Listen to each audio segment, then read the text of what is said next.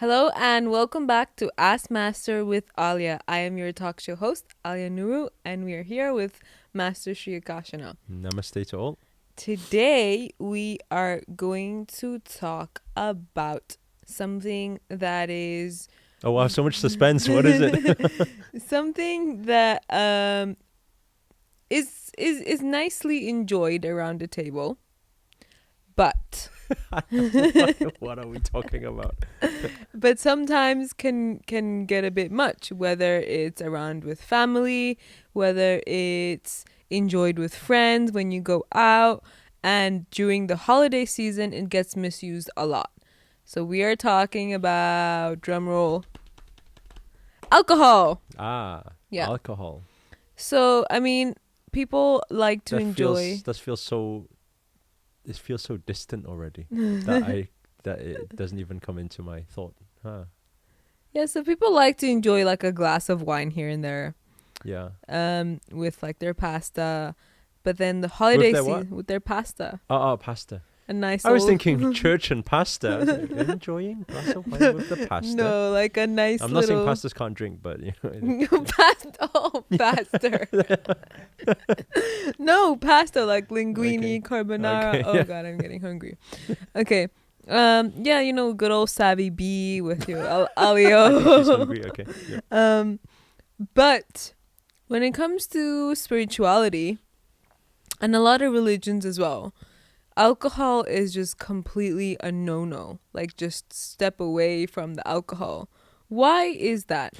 I think we don't need to talk about spirituality, right? Is this not just about life, right? When we drink, then distortion is there and things can be said that is not what is meant, and and things can sometimes get out of hand. And I think this is just life, right? Is it really spirituality, do you think? Well, I think in spirituality and even religion, it talks about how it lowers your vibration as well.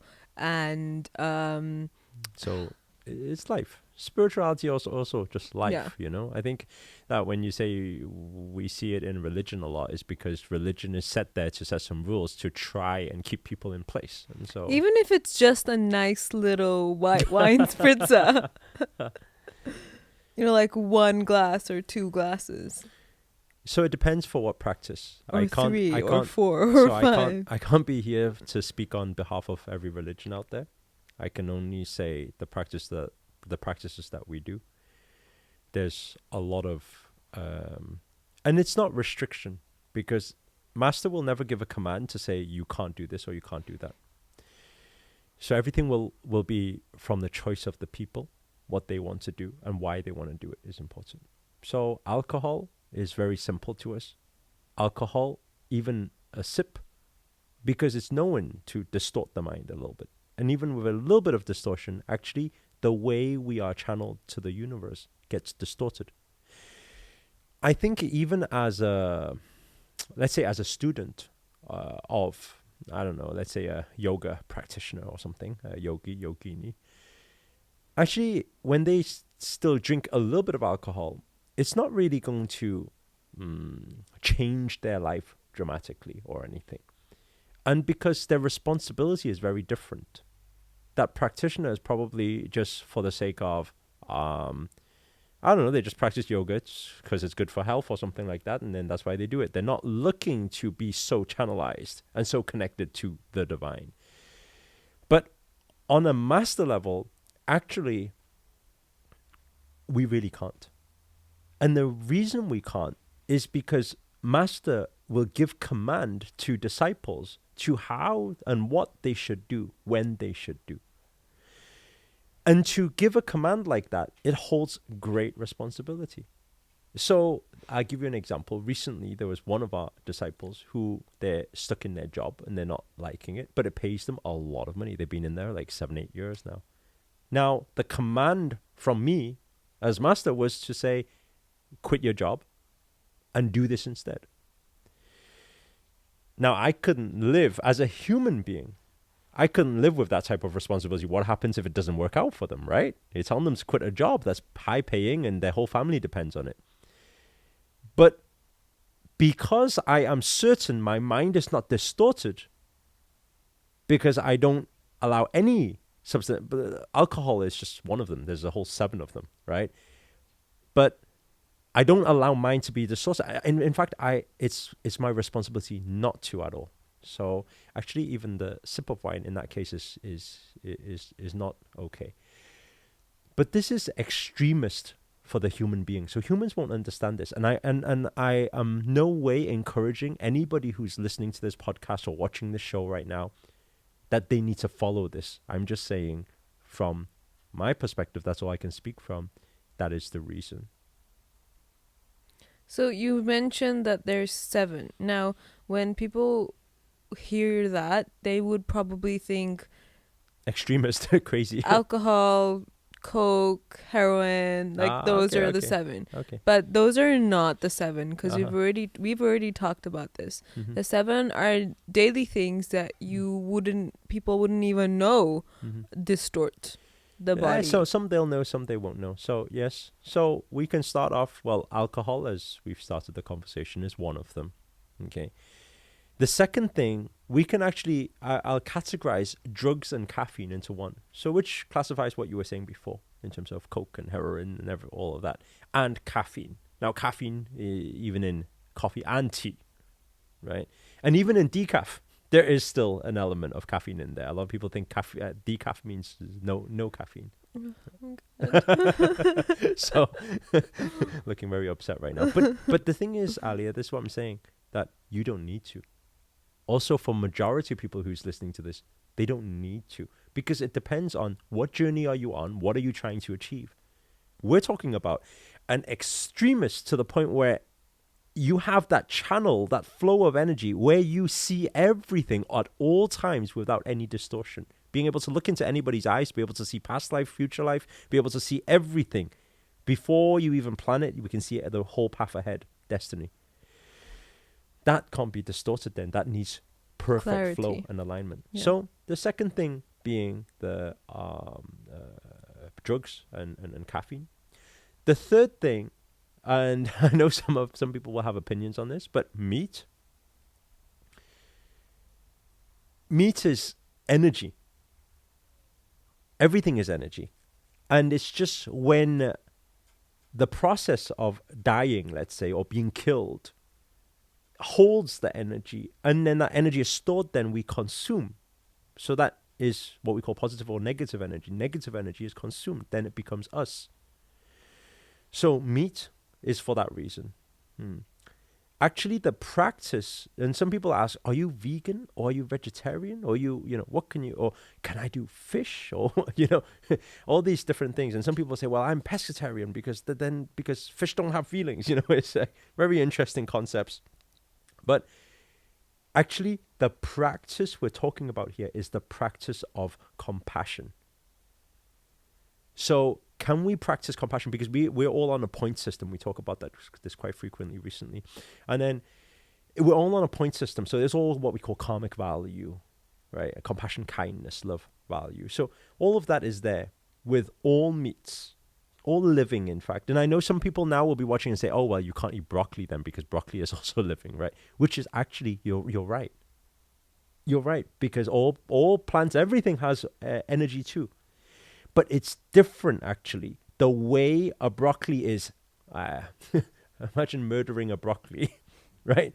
You can even you murder a broccoli to murdering a cow. You can hear the difference even.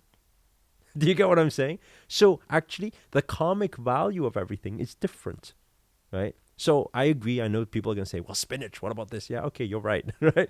So yes, it does. But at the end of the day, we also, for survival, it also needs to be there. And some people say, yeah, exactly, that's why I eat meat. But actually, I'm surviving very good without meat also. So it doesn't need to be that way. Mm-hmm. Yeah. And then moving on is eggs also. And that is also same thing. It's the process. You say that's not the animal, okay? But that's the process of what needs to be done. How are chickens stored or whatever, or everything. Same thing. So eggs is there. Next thing is onion, right? So no onion, no garlic. So this is 5 and 6, right? No onion, no garlic. No onion and garlic. It's this is maybe I don't know if you want to know. We talk about that in a bit. But basically, no onion, no garlic, because that distorts. Also, it's too powerful. It doesn't allow the divine spirit to channel through you, right? Then number 7 is mushroom, which seems like, oh, but that's just a veg now. Actually, we probably heard of mushrooms, as in like magic mushrooms and things like that before. Actually, all mushrooms actually contain some sort of mind distortion in there, whether it be minor, or big. And this is what I'm saying. This practice is not for everyone, because I know a lot of people are watching now that say, that's crazy, that's extreme. I'm not going to do that, and I don't believe in that. That's okay, because actually for most of you, it won't make a difference anyway, because the daily practices are not geared for that, and your responsibilities are different. If you're working a 9 till 5, you enjoy partying, you just want to be able to retire early in your life, and that's your goal, actually doing any of these restrictions is not going to affect you at all. Do you get what I'm saying? So I think everything is for purpose. So know why you're doing it before you make any of these restrictions. Mm-hmm. Mm. Yeah. When I first heard about the restrictions, because I obviously grew up in like a meat eating family, so that's like 2-3 times a day eating meat, and then I don't like healthy food, so I was just like, okay. I like that. I don't like healthy food. That's a very, like, very cool state. You should get a t-shirt with that statement on it. No, like genuinely, I'm the kind of person who looks at people drinking smoothies and I'm like, wow, that looks so good, but I can't, like, I can't be one of, well, I want to be one of those people, but it's just, you know? So,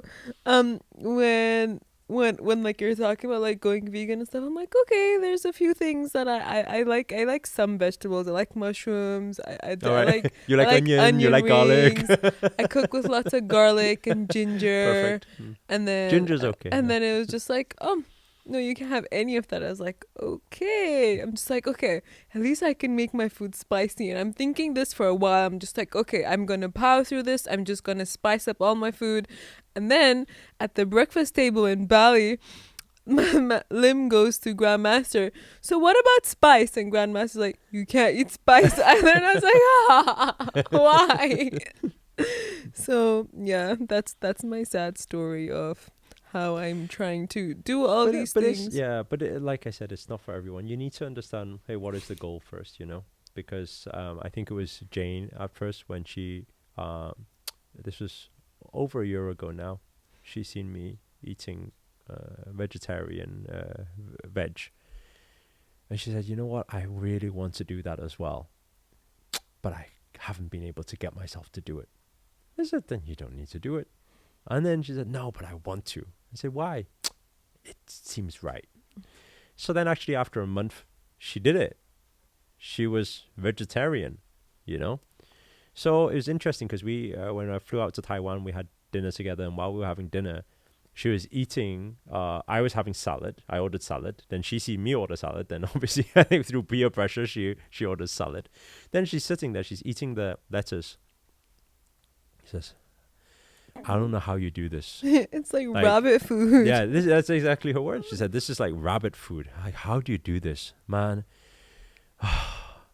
Like if I had chicken right now, and then she just like smiled, like eyes beaming, everything, and smiled. If I had chicken right now, and she's eating lettuce while thinking about chicken and smiling. Then I said to her, Jane, you should eat chicken. And she said, what? I said, you should eat chicken. And she said, why? I said, you are extremely upset eating that lettuce. I said, that defeats the whole point, actually. Because now your vibrations are low while eating lettuce. And when I see your beaming eyes when you think of chicken, I see your vibrations are high when you eat chicken. So I think that actually, for now, eat chicken until you have a reason. You get what I'm saying? I think that people should not think, I'm sacrificing for this thing. No. You're not.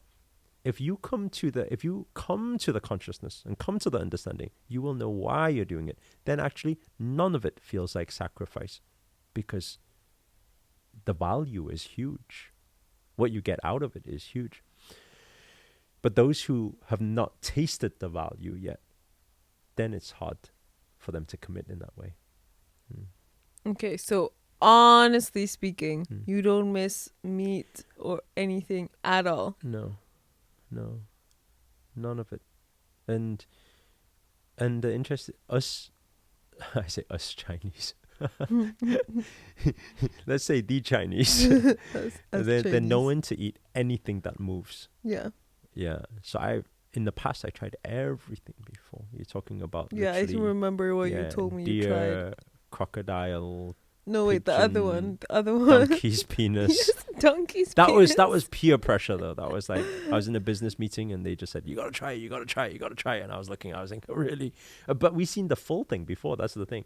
No, really, yeah. We seen the full thing in the kitchen because we walk past the kitchen. You know, in China, you have to walk past the kitchen to see everything fresh first, right?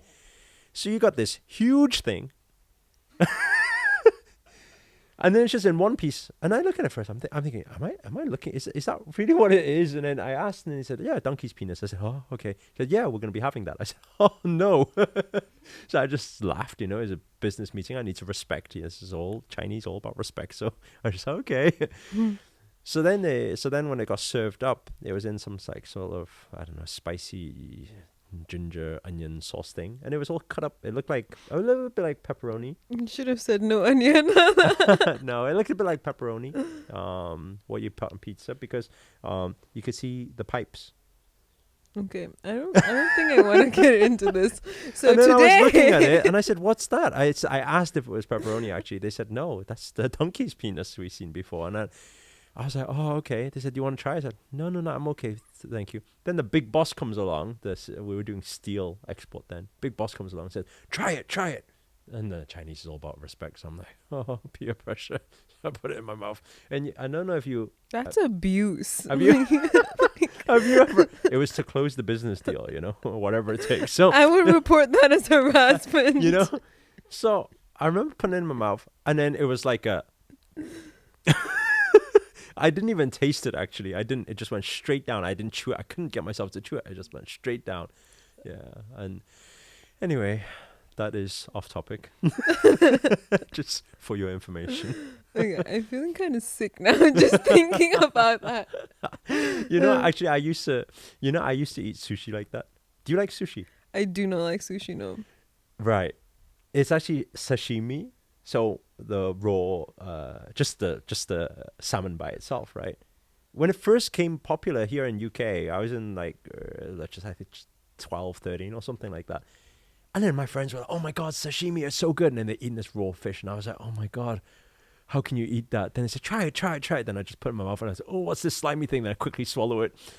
And then afterwards, you like it. But because everyone liked it, and I'm a kid at that time, I'm like, yeah, it's so nice. And every day they'll be like, "Let's go for sushi again." So every day for literally, I think it was maybe 5 to 7 years, I went eating sushi with them all the time. And I was keep putting it in my mouth, then quickly swallowing it, putting it in my mouth, swallowing it. Until 7 years later, then I started to appreciate the taste of it, you know? It's so crazy. That's a lot of sliding sashimi down your throat. It was, yeah. There's peer pressure and then there's dedication. There's programming. I reprogrammed my mind to actually accept it. I did the same thing with wasabi, but that's a whole different story. Do not try and swallow wasabi under peer pressure. I was on a date with someone. It was our first date, and I ended up throwing up in his hands. Oh, no. Yeah. You can tell how that date went. Oh, no. Okay, I think that's all for today. We're going to wrap up. But if you enjoyed this... Remember what the topic was about. It was about 7 things. 7 things to avoid, like, whatever, you know, distortion for manifestation. Yeah, clarity. If you want clarity. Yeah, you want 7 clarity. things. Yeah.